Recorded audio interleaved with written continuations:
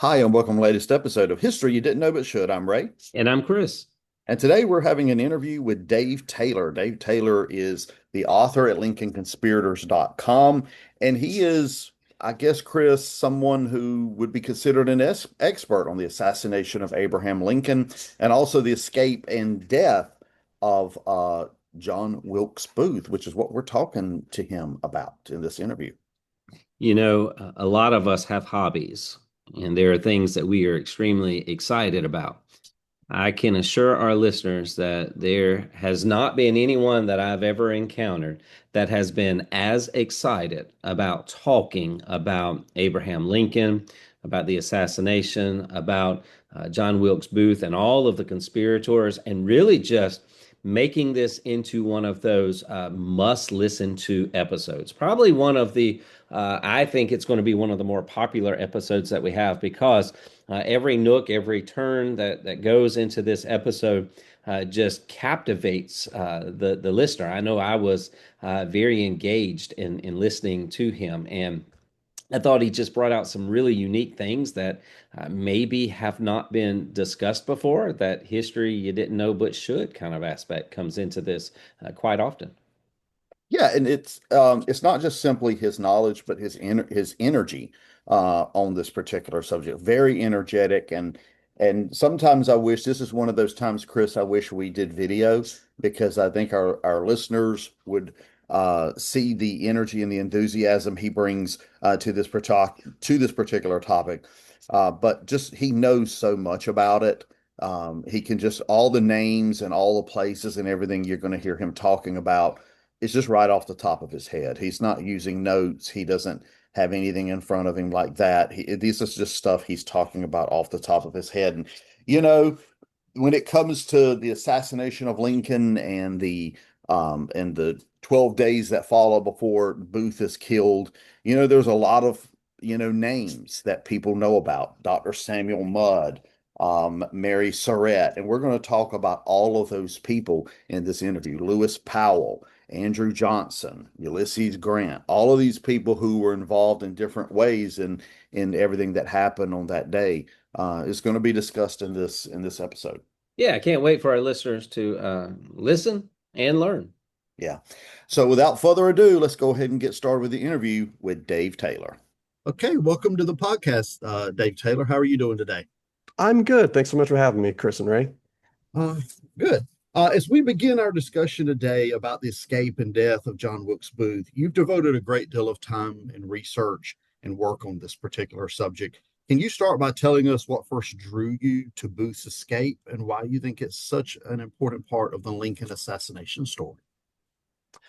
Yeah, my history starts with Lincoln, as I think a lot of people do. They are drawn to the greatness that is Abraham Lincoln. I'm from Illinois originally, and so you really born in the land of Lincoln, you have this affinity for our 16th president. And it was me trying to understand how someone could kill our country's greatest president that kind of drew me deeper into, the end of Lincoln's life and learning more about the assassination. And while I also looked up, other presidential, assassinations like Garfield and McKinley and Kennedy, I found that the assassination of Lincoln is very different than those and even the other attempted assassinations just because of the people involved. While, a lot of the other assassins could be described as, having, mental, disorders or being loners and acting on their own, John Wilkes Booth was a man who was a leading actor of his day, incredibly popular and well liked. And he actually created a whole conspiracy in order to support his kind of Confederate dreams and took down Abraham Lincoln based on these views that were, of course, popular at the time. You have half of the nation fighting the other half, a lot of people who dislike Lincoln. But I just found this contrasting view of this, instead of the loner, loser, wannabe assassins, this popular, well-liked individual, why did he throw it all away to commit what we now see as one of the greatest crimes in American history? And so I was trying to make sense of that I was drawn to learning more about the Lincoln assassination, and then just the natural outreach of that is then, learning about the escape of John Wilkes Booth, his flight, and that part especially during his flight, how his own opinion of what he did changed as the days went on and he saw the nation, just everyone looking for him, the largest manhunt in American Mhm. history up to that point, and how he internalized thinking he was going to be this hero to the South and instead finds himself one of the greatest villains that our country's ever known. And so seeing him kind of knocked out of his delusions of grandeur during his 12 days on the run has always been fascinating to me.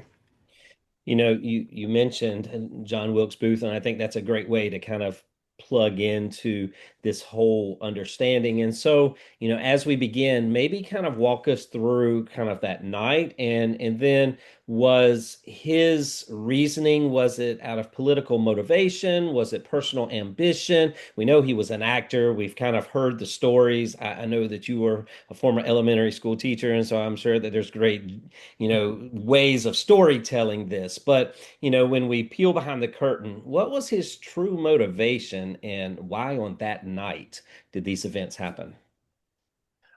Booth's motivation was very multifaceted. And so, a lot of history books, they'll just be like, oh, he was a crazed Southern actor, disappointed at the end of the Civil War with Robert E. Lee surrendering the Army of Northern Virginia to General Grant on April 9th. And so he decided to just lash out. And that's generally what you get in most books, this little blurb. And while Booth was born in a slave state of Maryland, Southern, he wanted to be kind of the Southern aristocratic, he wanted to be part of that world, but he never really was. He had experienced the Southern way of life as a young man. He traveled to Richmond, where he started his kind of acting career as a lowly actor, like a stock actor who had walk-on roles, where he was learning the trade. He did that in Richmond, and he kind of became enamored with the Southern aristocratic way of life. And so he definitely had Confederate leanings. When the Civil War broke out, he sided with the enslavers of the South, so that his family himself had owned slaves in Maryland. Maryland was a slave state, and so he supported the Confederacy in principle. But his own vanity, because he did become a successful actor, rose to become a star of the stage. And so when the Civil War broke out, he had just become this leading star, made a good amount of money traveling from city to city, acting in these major starring roles. And so while others went off to fight for the causes they believed in, whether it was the Confederate cause or the Union cause, Booth was too vain to do that. He wasn't going to throw his life away on the battlefield. He loved the acclaim that he got from being an actor on the stage. And so that's what he spent the Civil War doing, just being, and not in the South. He did not go south after the Civil War started. You couldn't just travel to the South then. And so he became a very successful actor in the North, but all the time he's getting the acclaim of Northern audiences, he's resenting them because his true feelings are with the enslavers in the South.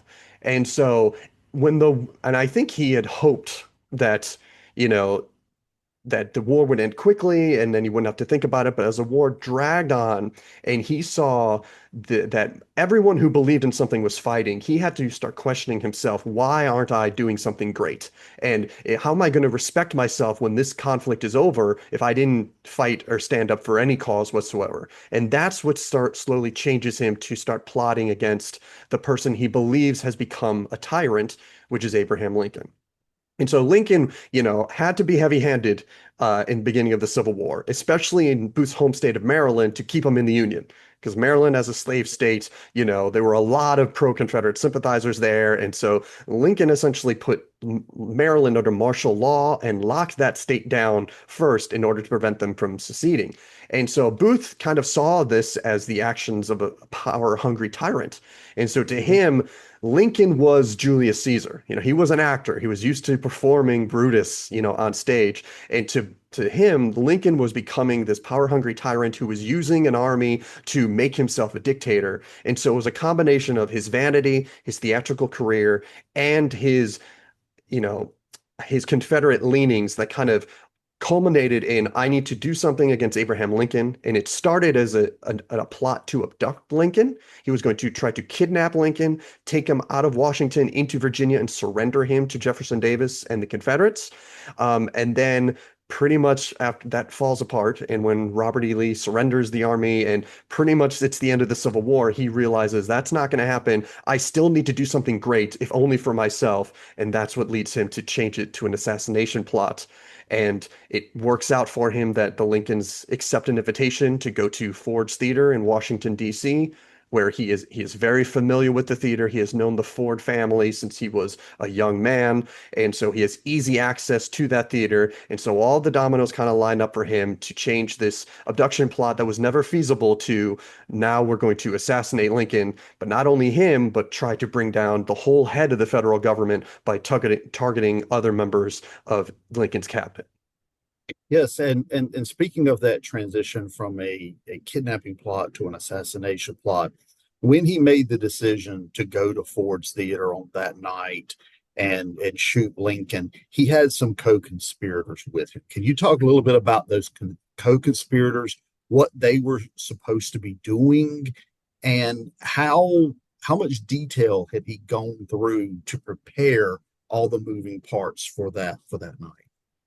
Yeah, he slowly gathered conspirators. He started actively plotting against Abraham Lincoln with an abduction plot in about August of 1864. So he retires somewhat from acting on the stage. Even his own friends ask him, "Why aren't you acting, this season starting in the fall of 1864?" And he lies to them saying that he has made a fortune in the oil business. And so that's how he kind of gets off with, "Why aren't you performing anymore?" And during this period of time, he slowly accumulates individuals who he's telling that this idea that we're going to kidnap the president, turn him over to the Confederacy. And so he gathers up first just a couple childhood friends of his who are Confederate sympathizers, and he tries to make contact with people involved in underground Confederate activities. He travels into Southern Maryland. So he's mostly staying in DC, but he travels into Southern Maryland because he knows any route with Lincoln is going to go through Southern Maryland to cross the Potomac River to get into Virginia. And there's a lot of Confederate sympathizers down there. So he makes all these contacts with these individuals. But by the time the assassination happens, by the time April comes around, some of these people have been with him since August, and they are just tired, and they see the writing on the wall that there's no way that any sort of kidnapping the president is going to be successful. And so several of them leave. But there are a few who are still kind of true believers or there because they were promised a payday who are still around. So on the night of the assassination or the day of the assassination, Booth really only has four main people kind of left to him. The big one is a former Confederate soldier named Lewis Powell. He is 20 years old. He had been enlisted in a Florida unit during the war. He was wounded at the Battle of Gettysburg, captured, taken to a prisoner of war hospital in Baltimore, escaped, rejoined the Confederate Army under Mosby's Rangers, and then Mosby disbanded his men. Before Mosby disbanded his men, Powell made his way back to Baltimore and got connected in this plot. He was the muscle that Booth wanted, and Powell was assigned to kill the Secretary of State, William Seward. Booth saw Seward. Seward was, of course, a noted abolitionist. Lincoln slowly became, anti-slavery, but Seward from the beginning was just such a big abolitionist that he definitely saw Seward as a member of the top tier of Lincoln's cabinet that he believed was responsible for what had happened and for the fight and the destruction of his Confederate cause. So he assigned Lewis Powell, "You're going to kill the Secretary of State." Another man that he had still in his employ was a German immigrant named George Atzerodt. Now, Atzerodt had lived in Southern Maryland and was involved in smuggling during the Civil War. He would smuggle men and supplies across the Potomac River from Confederate territory to Union territory. And he had only signed on for the kidnapping thinking he was going to get paid a lot of money. He was a war profiteer more than anything else. And so he's still around in April because he's waiting to get paid. And Booth pretty much tells him that day, "You're going to kill the vice president, Andrew Johnson." Again, this is to cause havoc. If we kill the president, the vice president, secretary of state, we're going to just send the whole union, into chaos because what happens next? How do we recover from this? Atzerodt is not expecting this at all. His Ormidra rolls to just be the guy who rows Lincoln across the river. Yeah. And so he balks at this idea. And that night, he will not make an attempt on the vice president. He will go to the hotel where the vice president is staying, and he will get a couple drinks at the bar, and then he'll leave without making any attempt. He realizes this is not for me. And then another man that Booth still has in his inner circle is a young man named David Harold. He was a DC pharmacist clerk who was just kind of enraptured with Booth. Here's this famous actor taking an interest in you and wanting you to be part of this really audacious plot. And so he was just kind of easily led on. And so Harold was kind of assigned as a point man to help Lewis Powell get to the secretary's house and George Atzerodt to get to the Kirkwood house where the vice president lived. And then also he was going to help Booth escape. And he does after the assassination catch up with Booth and continue with him during his escape. So he was kind of he acted as a guide. And then the other person who is still in Washington, D.C. at this time is a lady by the name of Mary Surratt, who is one of the most controversial figures in the assassination story. She kept a boarding house in Washington, D.C., and also owned a tavern in Southern Maryland. And it is in her Washington, D.C. boarding house that there were several meetings between these conspirators during the kidnapping plot. And on the day of the assassination, Booth goes to the boarding house, gives Mary Surratt a wrapped package, which contains a pair of binoculars, and asks Mary to go take them to her tavern in Southern Maryland. And she does. She rents a wagon, rides down to her tavern, gives the package over to the man renting the tavern, and also allegedly tells him to have the shooting irons ready. A party will call for them tonight. Earlier in the kidnapping plot, weapons had been hidden at this Surratt tavern for Hmm. use if they captured Lincoln. And then they had been hidden there after the abduction plot fell apart. And so Mary apparently tells the tavern keeper, have the guns ready tonight. Someone's going to come for them. And then sure enough, a few hours later, after Lincoln is shot, Booth and Harold escape out of Washington. They go straight to the tavern, pick up the guns, pick up the binoculars. And so those actions of Mary Surratt will later prove to be her undoing. But those are that's the key group who, whether Mary knew what was going on or not, there's a lot of debate, a lot of movies and things like that. But at the very least, those were her actions that night and ultimately proved damning to her at the trial that came a couple months later.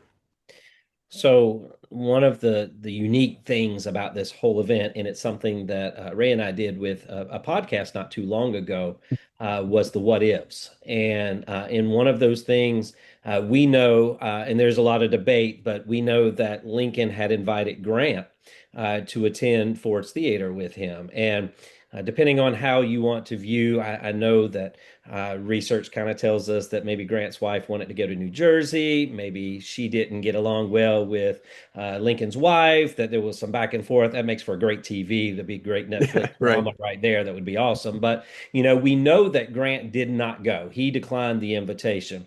My Hmm. question to you is if Grant would have attended Ford's Theater, I'm sure you've been asked this many of times, would it have, do you think possibly that this whole event would have unfolded differently? In other words, would the course of history have been different if Grant had been there than him not, just due to security, things of that nature? I know, you'll talk about that, but it's one of those unique what ifs in history. And that's why we love history, is because just like you mentioned with Surratt, there's so many different ways you could go about that. So let's talk about Grant did not go. If he had, you're the expert. What do you think would have happened? Um, I think Booth w wanted Grant to go. The newspapers had advertised that Grant was going to be there that night, and Grant was actually a bigger draw for most of the eyewitnesses at Ford's Theater than Lincoln. Lincoln had went to the theater fairly often, and the people in Washington were used to seeing the president. And so Grant, though, is the war hero. He is the one who has ended this thing. And so, he was in DC for the Grand Illumination the night before, and he was celebrated. And so there are many people who will be at Ford's Theater because they want to see General Grant. And I think Booth actually, if Booth had his way, I think he would have preferred to have killed Grant at at the same time. That would have caused even more chaos if he managed to kill Grant. So I think that ideally Booth wanted Grant there, but Booth learns that Grant is not going to be there, and there is the story that Julia Grant will document in her memoirs about when she and General Grant are riding to the train depot, that there's a man who rides up next to and glares at the carriage, and that she later says that that was John Wilkes Booth. And even though it seems like one of those stories that seems beyond belief, there is another account from one of Booth's friends from a couple years after the assassination who says that he was talking with Booth on Pennsylvania Avenue the day of the assassination when he saw General Grant's carriage go by, and the actor friend said, "Oh, look, there goes General Grant." And that Booth then on his horse chased after and kind of followed for a little bit. So there seems to be at least a possibility that the story is correct. And so Booth knows at that point that Grant's not going. And that also might be why when Booth actually commits his deed, he only has with him a single shot Derringer pistol, which of course would not have done well if General Grant was there. And so I think that that actually shows that Booth had knew at that point that Grant wasn't there. And so the only target was Lincoln. Had Grant been there, I don't know if Lincoln would have, been saved that night because Booth was such a popular actor, and it was no one expected this from John Wilkes Booth. He wasn't acting shady. He was a man that everyone knew. Lincoln had seen Booth perform at Ford's Theater before. And like his brother, of course, Edwin Booth was incredibly well known too. It is as if, Brad Pitt wanted to go and pay his respects to the president. No one suspected it. And so, we talk about on the mechanics of the assassination, when Booth gets to Ford's Theater, I mean, the Lincoln's party get inside the box, they're watching the play. Booth spies on him for a while. He waits for the right moment in the play. And what does he do? He walks up to the box, and there is someone sitting in front of the box. It is Lincoln's footman, who was part of the carriage driver, ensemble, who his name was Charles Forbes. He was sitting in front of the box, and Booth goes up to him and he gives him a calling card of some sort, has a few words with Forbes, and Forbes allows him into the box. And if General Grant was there and maybe there was a soldier there as opposed to just a footman, I truly don't know if that soldier would have said no. Again, you have one of the most famous actors wanting to pay their respects to the president and General Grant. Maybe a soldier would have been more perturbed by it to be like, hey, it's the middle of a show, come back later. I don't know. But I do think Booth had the access. And especially if he lied and said the president asked me to speak to him this evening, and as a theater, you say who I am, I'm a famous actor here, and the president has asked to see me. I think unless a very diligent orderly went in to verify the story, which I don't think would have happened, you still would have gotten Booth into the box in secret, and I think he would have absolutely still shot Lincoln and probably tried to kill Grant. Grant probably would have fought back, and maybe Booth would have never made it out of the box, and maybe there would have been no escape. But I think even with Grant there, that I think Lincoln would have died. I don't think Booth would have been at all, scared off by the presence of Grant or Grant's men. He was determined to do it, and if anything, wish he could have taken out Grant as well. Yeah, so Lincoln would have remained his primary target, even with Grant being. Yes, Yeah, absolutely. yeah. Now, But I think he would have made an attempt on Grant. Yeah. yeah, he would have tried. Now, you're talking about, he shoots Lincoln. I know he's in another altercation very briefly there. He jumps off the stage and things go wrong almost immediately for him. He lands wrong. He breaks his leg, and he does get out to David Harold, and he gets on the horse and starts riding out. Can you talk about how he had to, in those hours after the shooting, the hours after the assassination, how much of his plan remained in place versus how much he had to improvise as things started falling off? Lewis Powell was not successful in killing William Seward, George Atzerodt. Axelrod. Thank you. Yeah, he's got a hard name. Yeah, he didn't carry out his part of the plot. So things are not going the way Booth had planned. How was he working through that? Yeah, I think he was disappointed that both Seward and Johnson, survived. Now, Powell, to his credit, to use, I guess, a weird word, made the attempt on Seward, and he viciously attacked that household. He stabbed the Secretary of State in the face, in the neck. He broke his pistol on Frederick Seward, Seward's son, and that's why he couldn't shoot the Secretary of State because he brought down the barrel of the gun on Frederick Seward's head, broke the gun and Frederick's skull. He stabbed an army nurse who was protecting the secretary and a messenger. He attacks 5 people in that household and is running out with his clothes covered in blood and a bloody knife. And it's only through the work of the doctors who immediately came on scene that none of those people in the Seward household died. Right. And so that was more a miracle than a lack of an attempt. But still, as Booth goes on, he realizes I'm the only one who was successful. Mhm. And so, but for him, while he wanted to take out, these key members of Lincoln's government, for him, it was about himself. He had targeted these other people. He sent his peons to do these other works, but really he didn't care about them. It was he did what he wanted to do. He, in his mind, struck down the tyrant. He writes in his diary when he's on the run, he writes 2 entries in his diary where he compares himself to Brutus. He calls, Lincoln Julius Caesar. He compares himself to William Tell, who slayed, who was the I forget the name of the bad guy in the William Tell, story, who forced William Tell to shoot an apple off his son's head and stuff like that. Yeah. So he is comparing himself to these great heroes because the newspapers are just trashing him. Because he's on the escape for 12 days. He does elude capture. He's making his way south. And so he has to start defending himself from reading all these terrible reviews calling him a coward. And he was a coward. I mean, he didn't.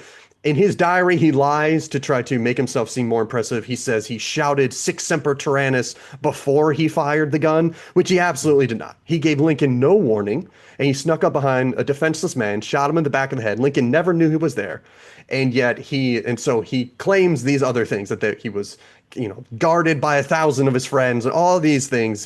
He's trying to work up his story because he wants to be the hero because he can't accept the fact that he's not.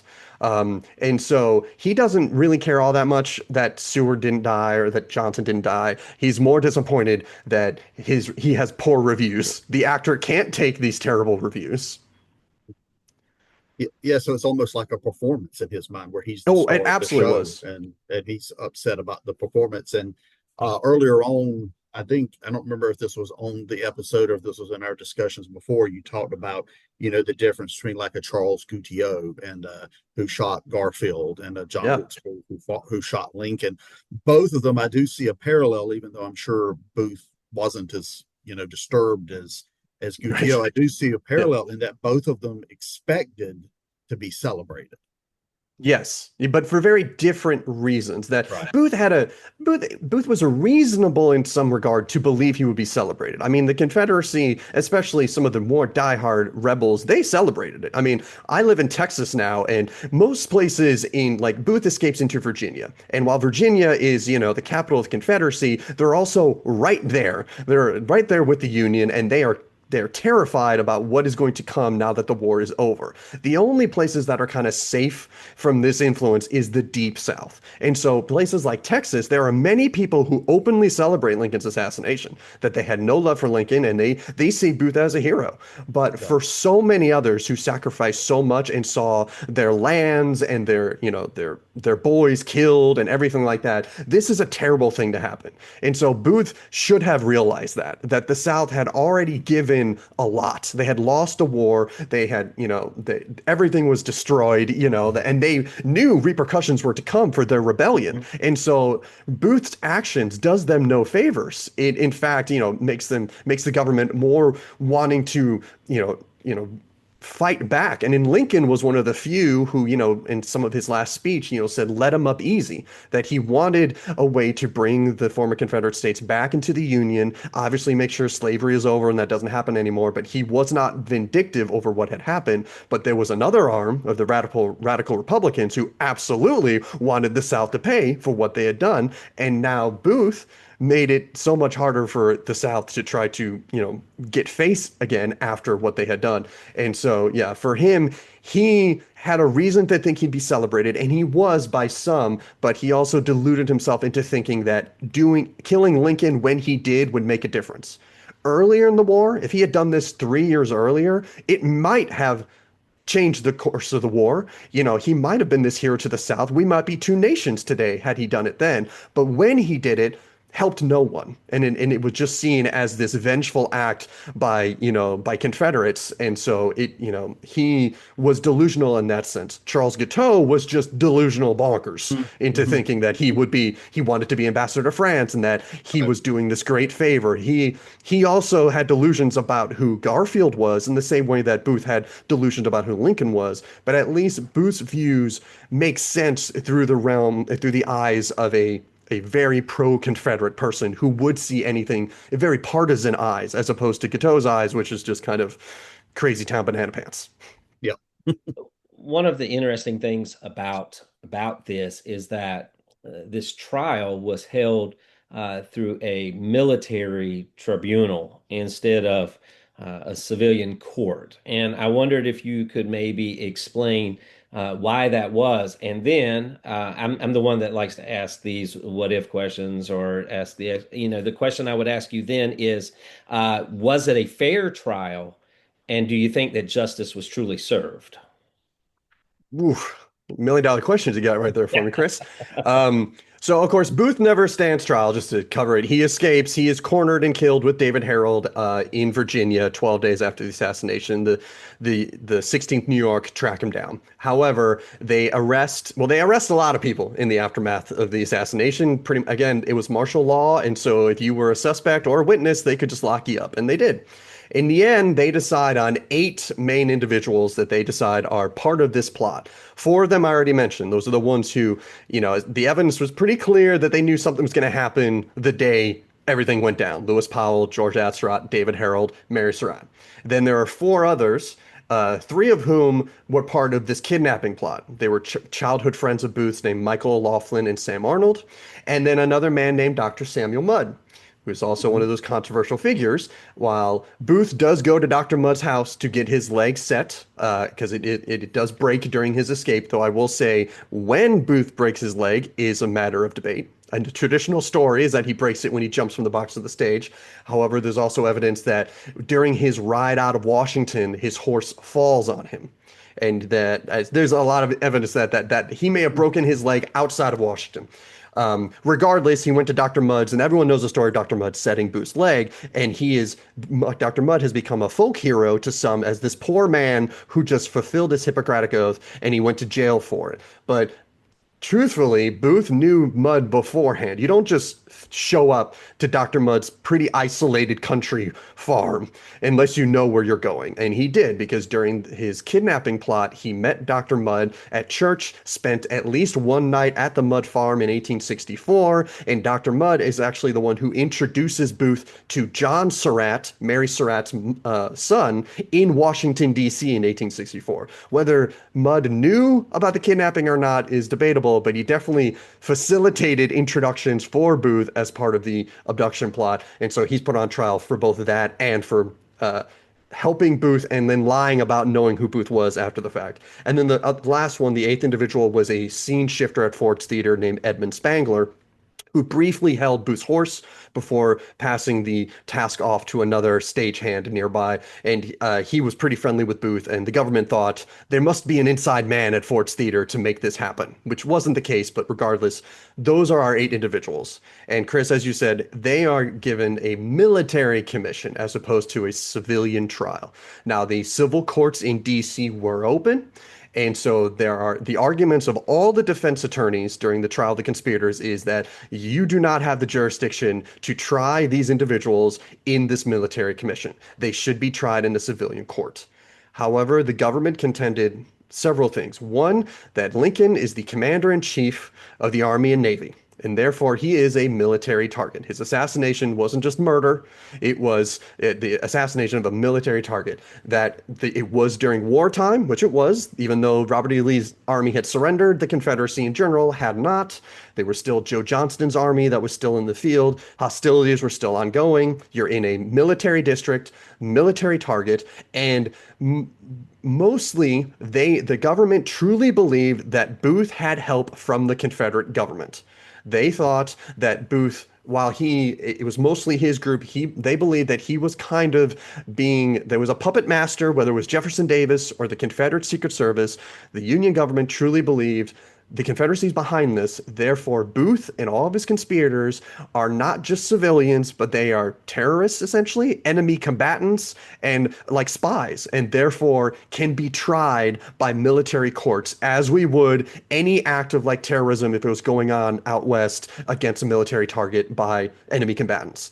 And so, though the defense would claim that this was not true, and I think 161 years now after, we can see that these connections that Booth had to the Confederate government, are more smoke than it is smoking gun.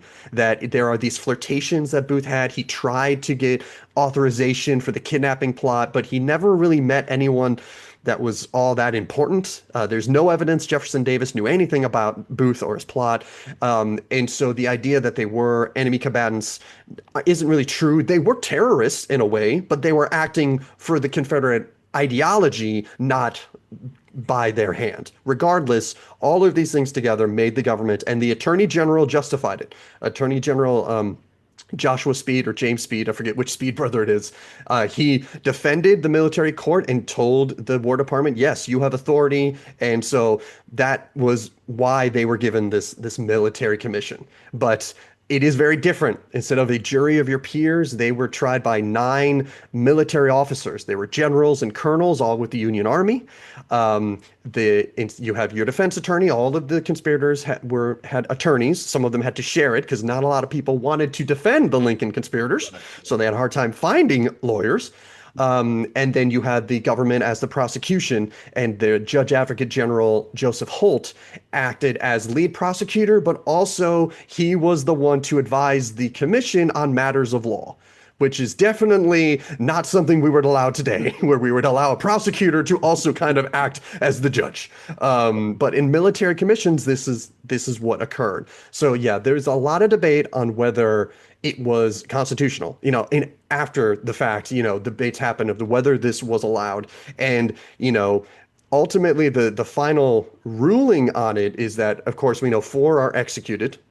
This 4 I mentioned before, the people who had that involvement the day of are executed. The other 4 I mentioned, they are sent to prison. And 3 of them will later try to appeal their sentences because of a Supreme Court decision that comes a couple years later called Ex parte Milligan, which held that military courts of civilians was unconstitutional. And so they appealed. They're like, hey, Milligan says our trial was unconstitutional. You got to give us a new trial. When it goes to the district court in Florida where they're imprisoned, the district judge there rules against it and pretty much says Milligan does not apply in your case. It was how you were tried because of this, again, enemy combatants thing. You were tried rightfully, and they were in the process of then appealing to the Supreme Court when Andrew Johnson, in the last few days of his presidency, pardoned the 3 surviving conspirators who were at Fort Jefferson, Dr. Mudd, Edmund Spangler, and Samuel Arnold. And so it was moot at that point. And so the last kind of trial thing that we know, legally speaking, is that their sentences were upheld by the district court in Florida. But whether it was constitutional, there are many law books where people debating it on either side. Now, I went really long there. Your second question is, do I think things would have been different if they had been given the civilian trial? This trial happened very fast. It started on May 9th, I think. Remember, Lincoln's assassinated on April 14th. May 9th or so, they start the trial, and the decisions are made on June 30th. Their trial lasts that entire time. It's 6 days a week from about 10 a.m. to about 5 p.m. Over 300 witnesses are called to the stand. The conspirators themselves do not testify. They're not allowed to. They would not have been allowed to in a civilian court either back then. Law was very different than as we think of it today. You could not testify on your own behalf. It was mandatory you could not. It's like pleading the fifth, but because they don't want you to incriminate yourself, you had no choice. Only Maine, in the state of Maine in 1865, could a defendant testify on their own behalf. So people look at the trial and these details about, oh, they couldn't say anything on their own behalf. The prosecution was also the judge, and that is an aspect of military commissions that aren't great. But ultimately, remember that the country was out for blood. Booth was killed, and that was a relief, but Lincoln needed to be avenged. And I think in a civilian court in Washington, D.C. at that time, you could not find an impartial jury. There's no way. I mean, the military commissioners absolutely weren't impartial either. But in DC, because that's where the crime happened, they would have pulled from DC residents. There's no way you would find an impartial jury. And so I believe guilty sentences would have largely everyone was found guilty in the trial of the military commission.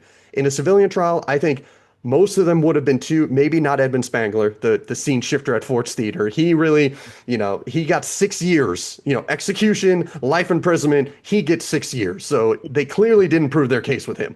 He probably would have been found not guilty. But the others, I think they still would have been found guilty of really what they did, conspiring with Booth, first to abduct and then later to assassinate Lincoln. Whether the sentences would have been the same, whether they would have called for the death penalty for Mary Surratt, I think a civilian jury would have had a harder time authorizing a woman to be executed. And Mary Surratt is the first woman executed by the federal government in United States history.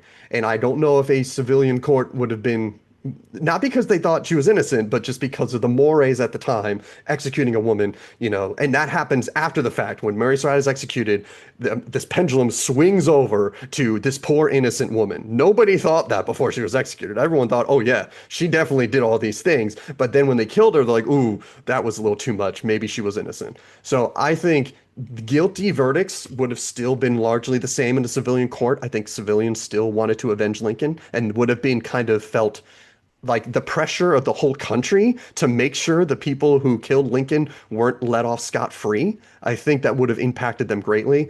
We'll never really know, but I think that I think guilty sentences would have still been across the board for pretty much everyone except for maybe the stagehand at Ford's Theater. Yeah, that's very interesting. Sort of going in a more vague direction here, um, catching back up with Booth and Harold as they are moving south. Can you talk a little bit about what they're doing as they're going through the swamps of Maryland and they're trying to cross the Potomac? Because I know it's a very interesting, somewhat amusing story to me as they're trying to get across the Potomac there. Yeah, they are. I mean, they're keeping their head down because they know they are the most wanted people in America. And they, after picking up the weapons at the Strat Tavern, just a few hours after the assassination, they make their way to Dr. Mudd's house. He sets Booth's leg, and then they stay. That's another thing that people forget. He doesn't just like set their leg and then they skedaddle on their way. They stay there for about 12 hours. That's where Booth sleeps. They get there around 4 a.m. Booth gets his leg set, and then 4 p.m. is when they finally move on. And during that time, Dr. Mudd goes into town and learns that Lincoln's been assassinated and that a man named Booth had done it. And again, it's clear that Mudd knew Booth they'd met each other before, so all of this is very incriminating to Dr. Mudd later on. But they eventually leave Dr. Mudd's, and they are at this point needing to find Confederate sympathizers to help them. Booth has this broken leg. It is impeding his movement. They make their way to a farmhouse of a Confederate named Samuel Cox, who is a well-known pro-Confederate leader in the area. They go to his house after Mudd's. They plead their case. Cox promises to help them, but this is the first time that Booth, out of many times, that Booth will learn that people don't want much to do with him. Cox is like, we will help you, but you cannot stay in my house like you just did at Dr. Mudd's, because if you're found here, they'll execute me.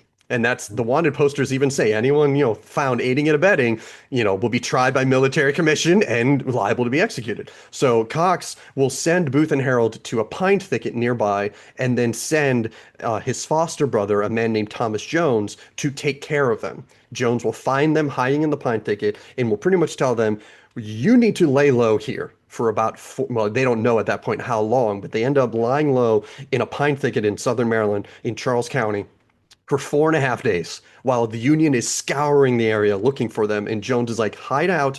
When we get a chance, I'll get you across the river. But until then, you need to lie low. And by the way, we got to kill your horses. These two horses you escaped out of Washington, they make too much noise. They keep breaking their reins. You need to get rid of them. So they're eventually shot and sunk into a swamp in southern Maryland. And Booth and Harold are just reliant on this guy named Thomas Jones to get them across the river.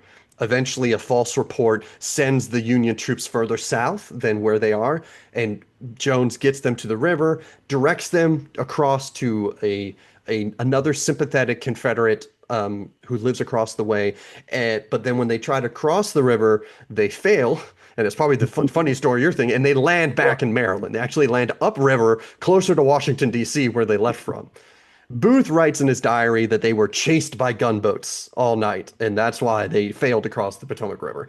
And there were boats patrolling the Potomac, looking for the assassins.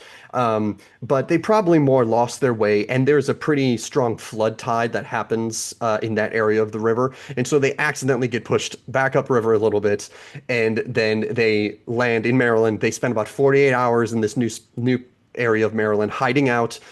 They take refuge in an old slave cabin on the property there. And then the next 48 hours later, they make their way and land in Virginia. And Booth is expecting to be welcomed as this conquering hero. I'm here. I'm in Confederate territory. I'm your hero. And nobody wants to help him. He is a hot potato from then on. Some people, has no horses. He's got a broken leg. He does find people, but they pass him off. Hot potato, hot potato, hot potato. Even when he gets to another doctor in Virginia and he asks for medical attention, this doctor is like, no. He suspects who Booth is. He gives him a meal. He lets him eat. And then after 15 minutes, he kicks him out of his house. So people always say, oh, Dr. Mudd was just fulfilling his Hippocratic oath. Well, this other doctor in Virginia, once he realized who he was, he's like, nope, not doing anything for you. So, Dr. Mudd didn't have to set the assassin's broken leg. Eventually, he gets to, Caroline County, and the only reason that he is welcomed into the Garrett farm is because he lies about who he is. He realizes he can't tell people who he is anymore because they won't help him. So he pretends to be a wounded Confederate soldier, and he says he's actually making his way back north. He's making his way back home to Maryland, where he's from. And so the Garretts, they welcome in Booth and Harold, thinking these are just two Confederate soldiers on their way home. Two of Mr. Garrett's sons had been Confederate soldiers who just came home, and they're happy to entertain another fighter from the South, not knowing who he was. It isn't until the Union troopers track him down and he's discovered in the barn that the Garretts learn who their house guests are. But before that, they had no idea who he was or what he had done, because Booth had learned, I'm not the conquering hero. And in fact, at that point, he realized, I need to get out of the States entirely. And he has changed his plan to escape into Mexico. But of course, he never makes it there.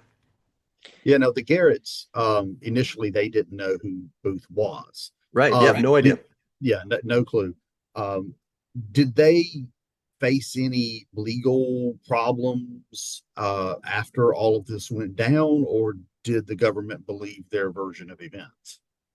The two Garrett sons who kind of were arrested. So a lot of people were arrested. So when the Union troopers came down, found Booth, and at that point, they had suspected Booth and Harold not of being the assassins of Lincoln, but the Union troops actually rode right by the Garrett farm, went south, and went past Booth and Harold on April 25th. They had a lead that Booth might be going to Bowling Green. He never made it that far. He was staying at this farm between the Rappahannock River and Bowling Green, but the Union soldiers didn't know it. They rode right past, and when that happened, Booth skedaddled into the woods near the Garrett farm. And the Garretts were kind of like, why are you hiding from the Union? And David Harold made up this story of like, oh, a couple days ago, the Union, a detachment of Union cavalry accused us of stealing horses. So it's just better if me and my friend aren't seen by them. And the Garretts at that point are like, you're horse thieves? And so that's why the night that Booth is found, he's not sleeping in the house. He spent 2 nights at the Garrett farm. The first night in the farmhouse, sleeping in a bed as a welcomed guest. The second night, this whole horse thievery thing has the Garretts spooked, and so they say, you can sleep in the tobacco barn tonight, and tomorrow morning you're getting out of here. We're kicking you out. And so that is why Booth is in a tobacco barn, and the Garretts are suspicious of the men, but truly just think they're horse thieves until the Union troops say what happened. So the two Garrett sons, who did the most interactions with Booth, they're arrested, taken up to Washington, held for a time, but eventually released. That the government does believe their story, that they didn't know the identity of the men who were there. They gave fake names, and the one thing is the Garretts try their hardest to get money for their barn because, of course, the Union soldiers, in trying to get Booth out, burn it. They set it on fire to smoke him out, and they lose this very large tobacco barn that was filled with farm implements and furniture. And so they will appeal to Congress to get repaid for the destruction of their barn for years, but ultimately their claim is denied, saying that they were undoubtedly disloyal, which, okay, they were Confederates living in Confederate territory. So the Union government briefly imprisons the sons, but other than that, there's no real repercussions other than they have a giant barn burned down, and they suffer financially for helping Booth, but that's about it. I think this has been a fabulous discussion. I'm just blown away by all of the information, just a lot of new threads to kind of take us down. And I guess I would conclude with my questioning by asking you, what do you think is the biggest misconception that Americans today still have about the assassination, the run, the trial, whatever it might be? What's the biggest misconception? And then I would follow that up by asking you, besides taking your tour, which we'll talk a little bit about in a minute, what would be the best movie or best book maybe that somebody could say, okay, this is the most realistic interpretation probably of the events. There's so much that's out there these days, but what would you share about the biggest misconception that Americans have today? And then also, what's another resource that you would say, hey, it's a great resource to tell others about what truly happened?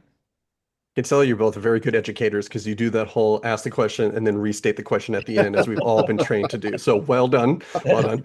Because I had forgotten the first part when you were going the second part, and then you restated it. So thank you. Um, the biggest misconception is that Booth wasn't killed at the Garrett farm, which is a conspiracy theory. And unfortunately, the reason I wish it wasn't the biggest misconception, but unfortunately, every single History Channel documentary, Travel Channel documentary, Discovery Channel documentary, every single one in the modern age involves this idea that it wasn't really Booth. That a different man was killed at the Garrett farm and the government covered it up in order to, not to save face, that they couldn't capture Lincoln, and that there is this other guy who later claimed to be John Wilkes Booth who committed suicide in 1903 and got turned into a mummy and was in a carnival sideshow from like the 19 teens up into like the 1970s. So that part about a mummy exists is true, but it's not John Wilkes Booth. The evidence is so overwhelming that John Wilkes Booth was shot and killed at the Garrett farm. But unfortunately, there's, as you know in studying history, the conspiracy theories often, outshine the real history. It's interesting. I'm not going to deny that a mummy of John Wilkes Booth is an interesting thing, but it's not him. And it starts to attack real history. This conspiracy theory was so prevalent and still is that in 1995, there was a legal case with a group of conspiracy theorists trying to dig up Booth's body at Greenmount Cemetery because they wanted to prove that it wasn't him. And the cemetery actually said no, and they had to do this whole legal case to deny it, saying there is no reason to do it. Yes, this conspiracy theory exists, but just because someone says something doesn't mean that we have to disprove it by digging someone up. The history is so clear. Booth was identified so many times in so many ways. He was disinterred multiple times before his final burial in 1869.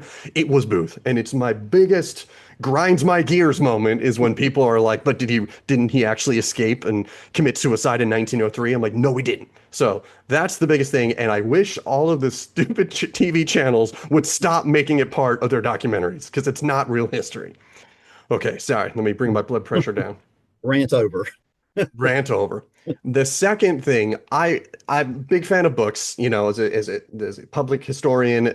There are lots of entertaining movies, and TV shows, but as I said, a lot of the modern ones are terrible because they do the Booth mummy thing. But I will say, when it comes to books, I still point that the best book, if you want to learn about the assassination of Lincoln, is called American Brutus, and it is by Michael Kaufman. It's American Brutus, John Wilkes Booth, and the Lincoln Conspiracies is the whole title. And even though it seems like it's a biography on Booth, it's not. It's actually about just all the details involving in Lincoln's assassination, from the Booth's original plot to kidnap Lincoln all the way through the trial and all these other legal things. And though there are many other books that people have read, most people, if they've read a book about the Lincoln assassination, have read Manhunt by James Swanson.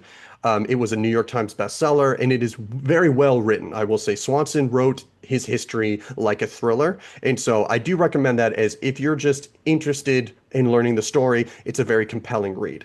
But if you really want the whole thing, nothing beats American Brutus. The author, Michael Kaufman, spent decades assembling all this stuff, and there's no more detailed book on the assassination than that. And I don't think there ever will be.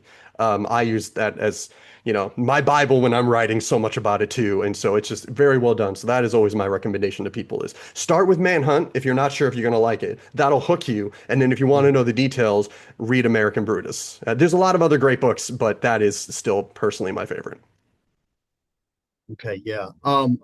So Dave Taylor, our guest here today on History You Didn't Know But Should, is the author of the website lincolnconspirators.com. I would encourage our listeners to go on that page. He has got a lot of material there. His YouTube channel is absolutely excellent as well. But he is also working on a project called Lincoln Assassination Tours. Dave, if you want to just go ahead and talk a little bit about that and what you're doing and how our listeners can learn more about it. Yeah, so that is kind of my pride and joy, is that I conduct 12-hour tours of the escape route and manhunt for John Wilkes Booth. So we take folks on a bus tour, a nice comfy charter bus, and we take folks into Washington, D.C. We start at Ford's Theater. We're at the scene of the crime, and then we follow as closely as possible, using the roads that exist now, the escape route that Booth took as he escaped out of Washington and ultimately met his end in Virginia. And we stop at multiple museums. We stop at the Surratt Tavern, which is now a museum. The Dr. Mudd House is now a museum. Rich Hill, which was the home of that Confederate agent Samuel Cox, is now a museum. And we stop at a museum in Port Royal where Booth died that kind of tells us about his death. And we also visit and drive by a lot of the sites of places that Booth went to that are now private homes or private properties that we have access to. So it's a great way to really experience this history. To see it, to stand in these places, and to get all the details of the escape route itself. So if you didn't mind listening to me for as long as you have on this podcast, then you will enjoy the tour, because it is a narrated tour. I only don't talk when we get to the sites with museums, and the museum people talk there. But other than that, I'm setting up the history of Booth's plots, all the conspirators, what they're doing, Booth's escape, the manhunt, the search. So it's a wonderful day of history, and really allows you to experience this like no other. So yeah, if you want to take a tour with us, we do tours in the spring and the fall, multiple bus tours during that period. So yeah, we'd love for anyone to come. You guys, I hope you'll come up and take the tour sometime. Yeah, that would be great. You can learn more about his tours at lincolnassassinationtours.com, and you can also visit the Lincoln Conspirators website at lincolnconspirators.com. Dave Taylor, thank you for joining us today on History You Didn't Know But Should. Thank you so much for having me. It was a blast.